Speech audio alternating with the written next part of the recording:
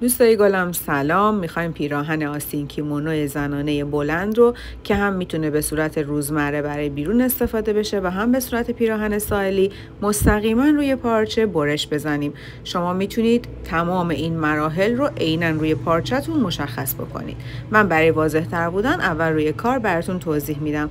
به پارچه طول پیراهن نیاز داریم 130 تا 150 سانتی متر در عرض 75 سانتی متر. پارچه رو به صورت 4 لا تا میکنم. اگر فرض کنیم عرض پارچه باشه، یک تای دیگه روی کارمون میزنیم و این قسمت 4 لای پارچمون حساب میشه. از بالای خط صاف تو پارچتون بکشید و از اونجا 3 سانتی متر ثابت به سمت پایین بیاید و 9 سانتی متر به سمت داخل برید و هلال گردن پشتتون رو رسم کنید.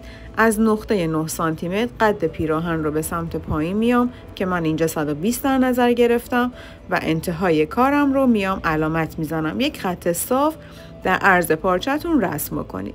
در ادامه کار از نقطه صفرمون به اندازه 42 سانتی متر قد بالاتنه به صورت ثابت که برای اکثر سایزها مناسب هست به سمت پایین میام و یک خط میکشم. از این خط به اندازه بلندی نرمال 20 سانتی متر میرم به سمت پایین و علامت میزنم. هر دو تا خط رو در انتهای عرض پارچتون یک خط صاف رسم بکنید. توی خط اول به اندازه 1/4 دور سینه نیاز دارم. دور سینه خودتون رو اندازه بزنید، تقسیم بر 4 کنید، به علاوه 3 تا 5 سانتی متر آزادی. هر چقدر میخواید که کارتون آزادتر باشه از عدد بزرگتر استفاده کنید. در روی خط باسن از 1/4 باسن بزرگ استفاده میکنم، تقسیم بر 4 میکنم و به علاوه 3 تا 5 سانتی متر آزادی. اگر دور سینه رو به علاوه 5 کردید، دور باسن هم به علاوه 5 بشه. این دوتا رو با شیب ملایم خطکش به همدیگه متصل میکنم. از خط 1/4 دور سینه که مشخص کردید به علاوه آزادی به صورت یک خط نقطه چین به سمت بالا امتداد بدید که خط راهنما هست. از این خط به اندازه 6 سانتی متر به سمت پایین بیایید علامت بزنید و از نقطه گوشه گردن پشت به این خط ادامه امتداد آستینم رو میرم.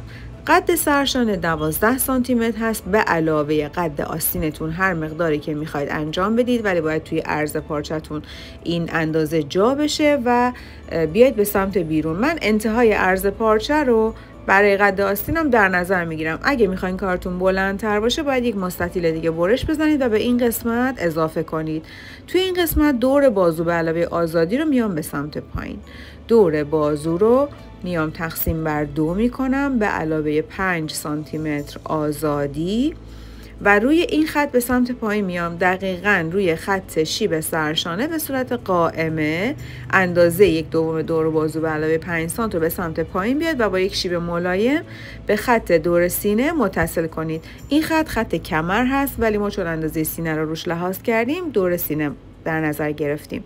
از انتهای لبه لباس به کنترل باسن با یک خط صاف متصل میکنم. حالا دور تا دور الگو رو با 1 سانت حق درز برش میزنم. بعد از اینکه کارتون رو برش زدید یک تای پارچتون رو جدا کنید. از نقطه 3 سانتی متر به اندازه 9 تا 12 سانتی متر که 10 تا 11 نرمال هست بیایید به سمت پایین و کارتون رو مجدد به عنوان یقه جلو برش بزنید. من مراحل برش رو روی پارچه براتون مشخص میکنم. دقیقاً دور تا دور الگو برش میخوره. همون اندازه ها عیناً روی پارچه مشخص شده و برای واضح تر شدن من روی سطح کار براتون نشون دادم. دور تا دور کار با 1 سانت حق درز برش میخوره.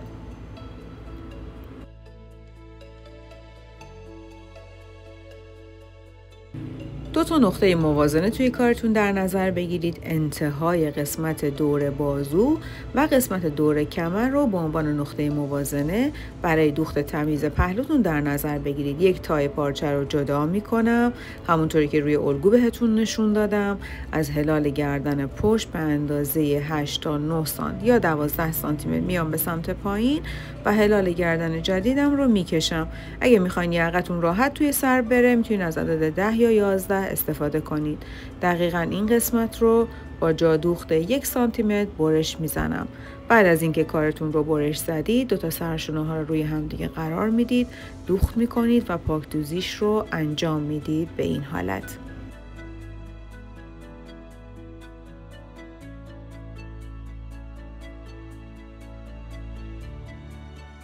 توی این مرحله از چرتی که در قسمت انتهای دور بازو زده بودم به سمت پایین، 2 تا پهلوها رو روی همدیگه قرار میدم و کار رو دوخت میکنم.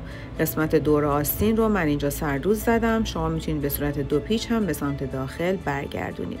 نقاط موازنه روی همدیگه قرار میگیره. خط پهلو از قسمت زیر دست تا انتهای لبه کار دوخت میشه و پاکدوزیش انجام میشه.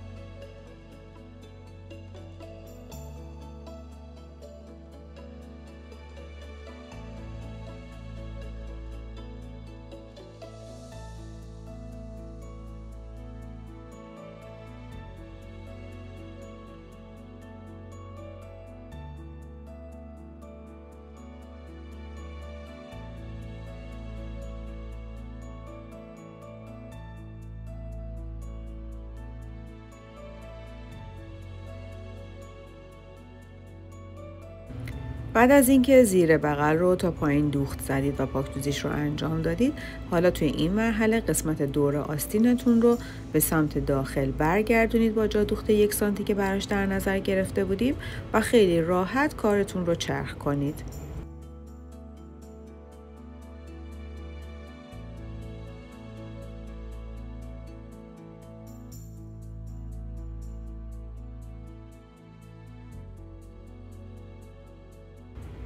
لبه پیراهنتون رو پاکدوزیش رو انجام بدید، برگردونید 1 سانت به سمت داخل یا به اندازه نیم پایه به سمت داخل بدید و لبه کارتون رو دوخت نیش بزنید که کارتون تمیز و مرتب دیده بشه.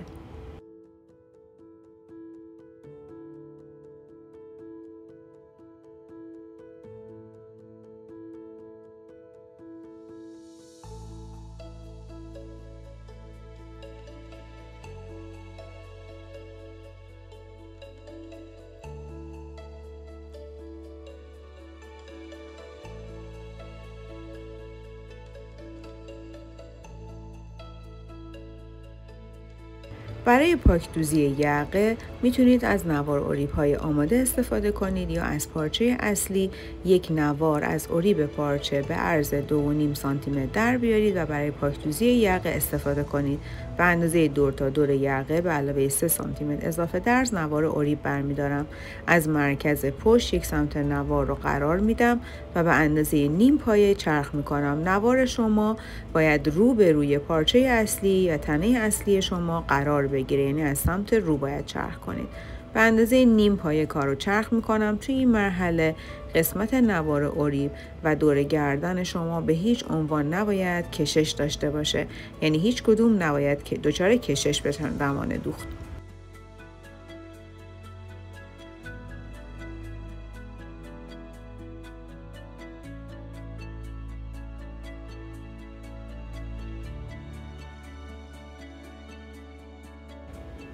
وقتی به انتهای دوختتون رسیدید، قشنگ کنار به کنار دوخت قبلی کارتون رو تموم میکنید.